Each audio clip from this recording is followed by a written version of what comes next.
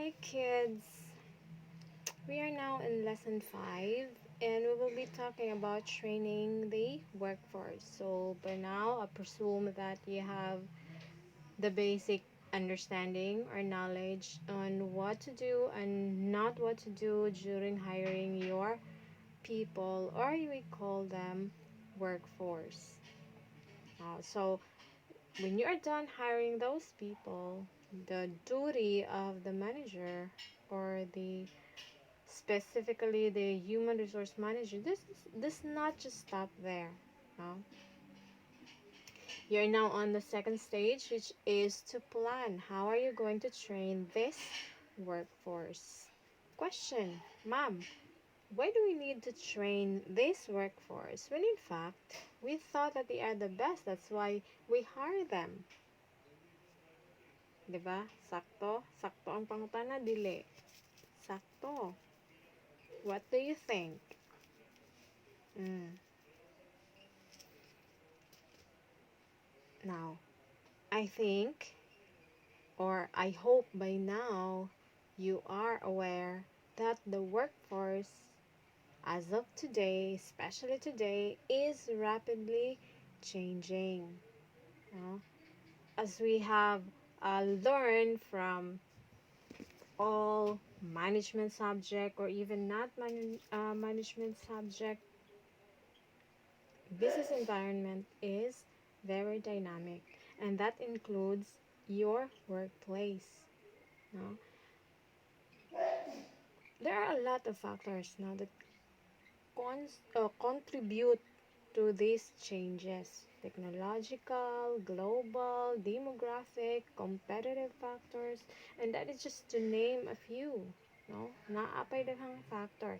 I-include na po diha the law, no, that protects the workforce. You cannot do anything you want with your workforce because they are protected.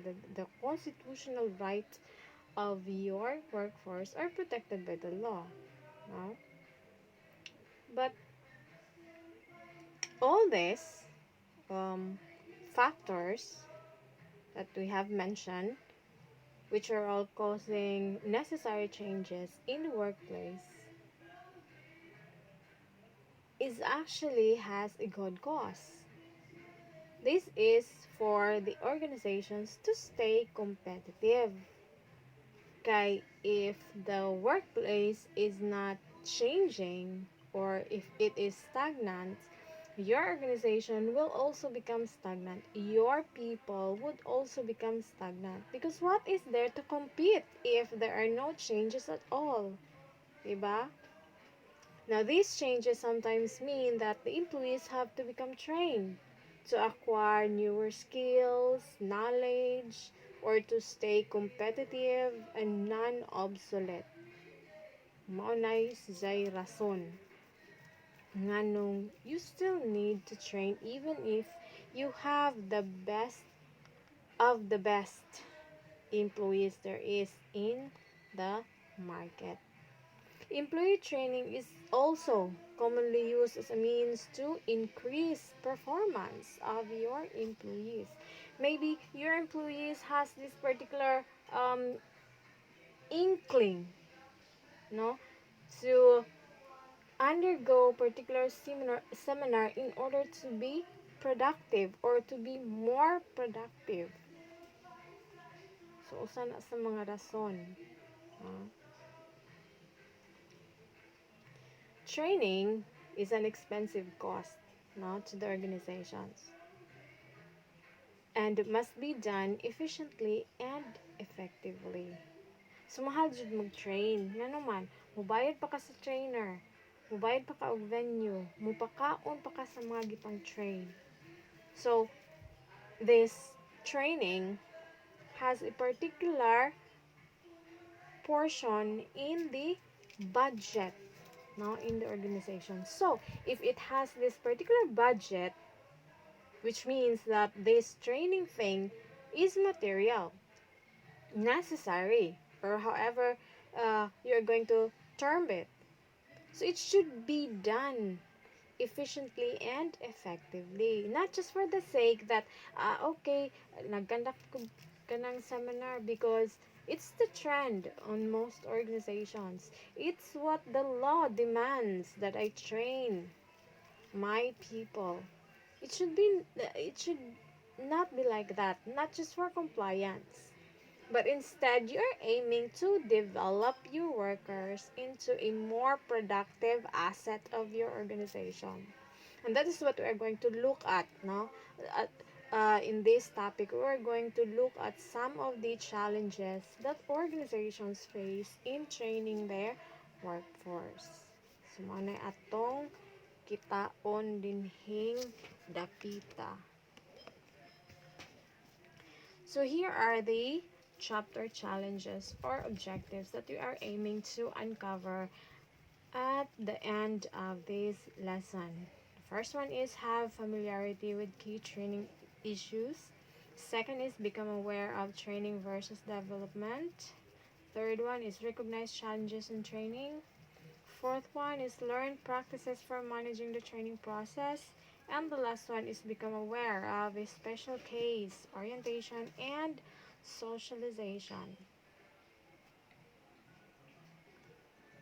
Okay.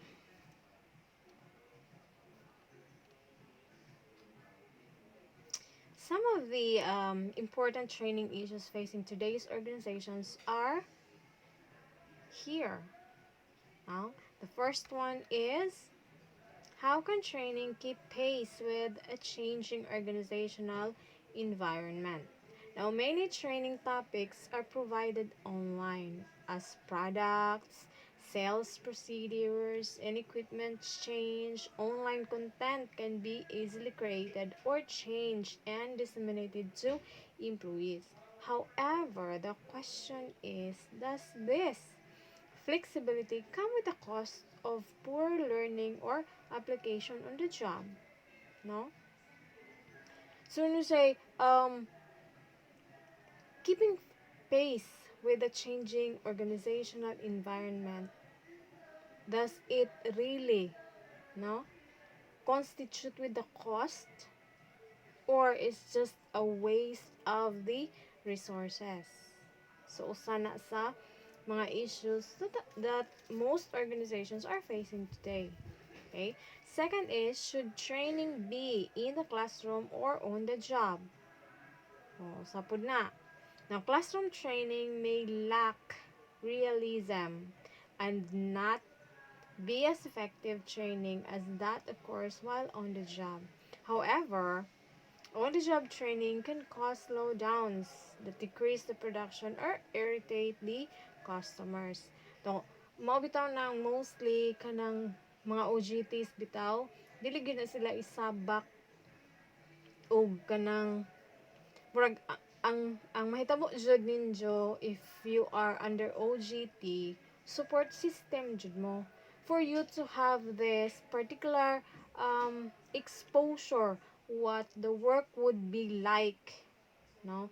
Kay lisod pud og na ay mga, say for example ay mga queries ang clients ang imong isabak kay ang OJT or the on the job trainees, di pa man na sila kaayo ang sana kanang very confident or well versed with the organization, so base magpataka na sila og tubag that might irritate the customers, which of course would slow down the production. So narabay uban no magbagot-bot na OJT ja gisugo ra man si mig patimplag pan, patimplag pan, patimplag kape, kapalit og pan, labay sa basura. Lisod pag kaadjog kamoy mo compute sa kung ano. So say for example you are having your OJT in the finance office. Lisod pag kaadjog kamoy mo himo sa kuan payroll system. You are there, you are put there so you can observe, so that you will have this particular kanang realistic no kanang experience of what the job is sa panahon nga magtrabaho na gajud mo.